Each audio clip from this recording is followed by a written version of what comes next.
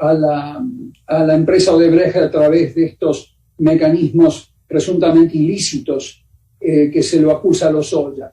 Ahora, insisto, como tú bien dices, Alberto, Lozoya es un distractor. Es un distractor para que la población esté mirando hacia otro lado y no esté mirando a la cúpula política que está detrás de Lozoya y los que financiaron ilegalmente sus campañas en todos los partidos que están detrás de Lozoya. Lozoya es un distractor. Por eso le focalizan tanto a Lozoya y a Lozoya. Lozoya es el operador, digamos, que él mismo describe ser un operador en esa declaración que se filtró, pero lo que yo les pediría, por favor, especialmente al periodismo de alto nivel como el de ustedes, es que se focalicen en las redes criminales. Vean los casos de Brasil, vean los casos de Perú, cómo se acusó, cómo actuaron las fiscalías. Van a ver que es el día y la noche, totalmente diferente a la Fiscalía mexicana. Entonces, México está reaccionando como siempre reaccionó. Las autoridades federales protegiendo a los capos políticos de mayor importancia y focalizando, poniendo todo su show teatral en los casos como el de Lozoya. Yo voy a seguir monitoreando este caso. Siempre asumo que bajo presión política la estrategia de la Fiscalía puede cambiar y siempre está la esperanza de que toda esta gente tan competente y tan valiente en México, que yo siempre nombro, que han estado trabajando en la Fiscalía también, como la doctora Mijangos o el doctor Nieto, que puedan tomar las riendas de este asunto y llevar estos casos a la justicia. Todavía no hay justicia, no se llevó a la justicia, no se judicializó este caso. No está sujeto todavía a un procesamiento judicial en el cual nosotros veamos que se comienza a hacer justicia. Ni siquiera comenzó. Tenemos que ver las imputaciones penales en red. Y las redes patrimoniales del caso de Brecht están ya estudiadas, están investigadas en muchos países, y lo único que tiene que hacer la Fiscalía General de la República es juntar pedacitos de rompecabezas, pedacitos que tienen los suizos, pedacitos que tienen los americanos, que tienen los brasileiros, los colombianos, y con esos pedazos de rompecabezas llevar a la cárcel a las redes criminales de políticos que están detrás del caso Lozoya y dejarse de focalizar en Lozoya. Lozoya, antes no se le aplicó la prisión preventiva en un contraste espantoso con el comportamiento que el sistema judicial normalmente tiene con ciudadanas y ciudadanos mexicanos, a quienes se les viola los derechos humanos por la aplicación excesiva de la prisión preventiva. No se le aplicó, ahora se le aplica. Veamos si no le están violando los derechos humanos al señor Lozoya, porque técnicamente goza del principio de inocencia el señor Lozoya, pero yo no veo que estén investigando, ni siquiera estén apuntando a investigar a las redes políticas similares, análogas, que tú tenías en Brasil y en los demás países en donde operaba Odebrecht, con el mismo modus operandi, insisto. Claro. El modus operandi es igual. Tienen a un Lozoya en cada país o a dos y operan de la misma manera de la cual se lo acusa a Lozoya.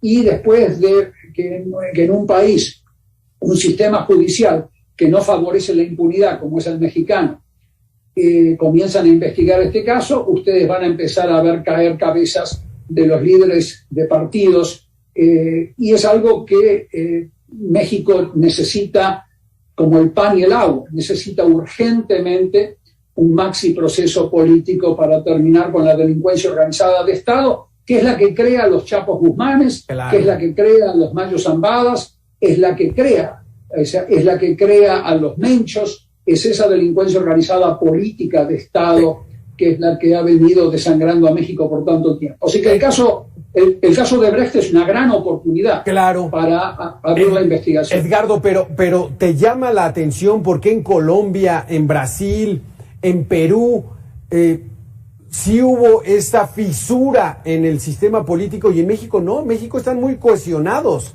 están, de acuerdo a los argumentos que nos estás dando, están muy sólidos para protegerse y que nada los destruya.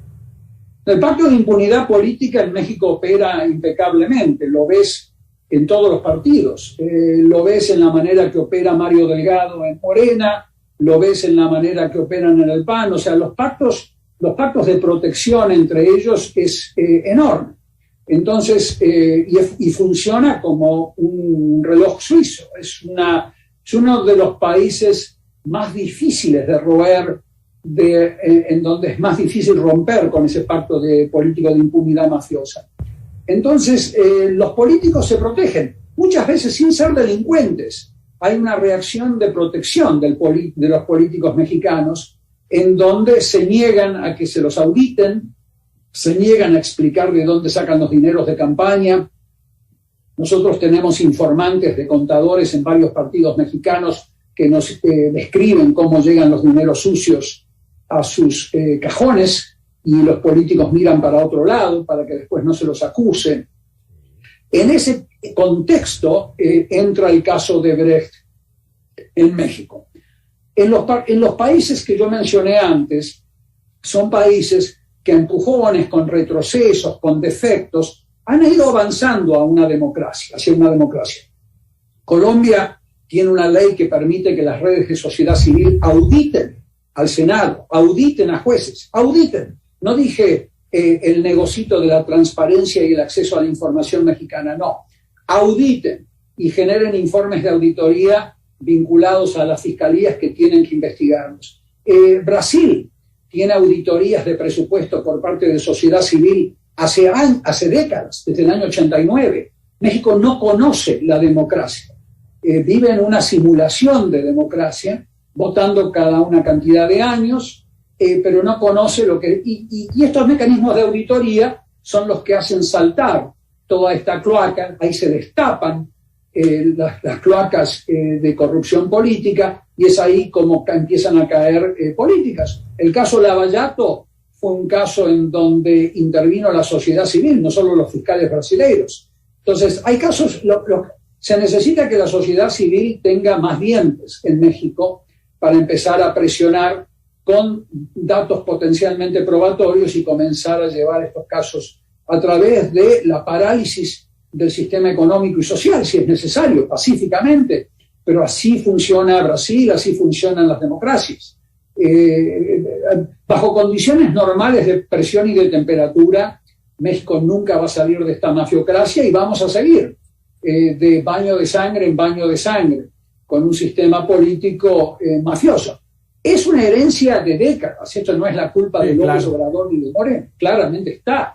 O sea, cuando uno lee a los autores mexicanos como Carlos Flores, por ejemplo, te explican cómo desde la época de Miguel Alemán, en la década del 50 del siglo pasado, se formó la primera delincuencia organizada de Estado consolidada. Entonces no es un problema de ahora, pero la cultura política mafiocrática es la que permite que el caso de Brecht no derive más allá del caso de Lozoya, que se protejan a los líderes de los partidos, que se protejan a los funcionarios públicos que de alguna manera intervinieron en la canalización de dineros sucios a campañas políticas. Y eso es algo que hay que avanzar. El doctor Nieto, cuando estaba a cargo de la Fiscalía Federal Electoral, la FEPADE, ustedes recordarán, intentó avanzar en causas ligadas a Lozoya por financiamiento ilícito de campañas, ligadas, no directamente, pero ligadas, y así le fue. Lo asediaron, lo despidieron, lo amenazaban. Entonces, el sistema reacciona como en una estructura mafiosa. Sí. Entonces tenemos que intentar avanzar en ese sentido, Alberto, y esperemos que esto sea una oportunidad. Y como dices, Edgardo, es esta la oportunidad. Ojalá ocurra para romper verdaderamente con esta cultura política mafiocrática. Un maxi proceso, mani puliti, manos limpias. Exactamente. Edgardo, muchísimas gracias por haber estado con nosotros. Felicidades a ti y a la audiencia. Hasta pronto. Claro que sí, claro que sí. Vamos a deportes de inmediato.